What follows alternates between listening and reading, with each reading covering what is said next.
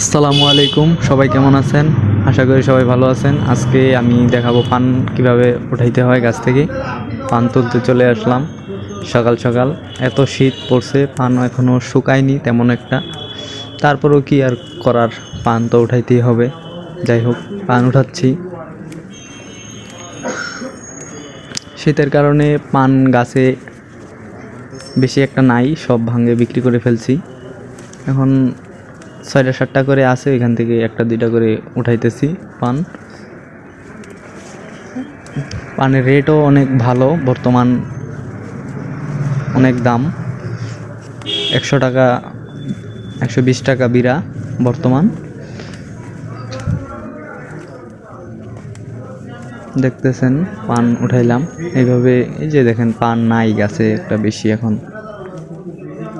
আগে অনেক পান ছিল, এখন নাই। এই যে বাগান নামায় দিচ্ছি। চ্যানেলে নতুন হয়ে থাকলে চ্যানেলটি সাবস্ক্রাইব করে পাশে থাকবেন।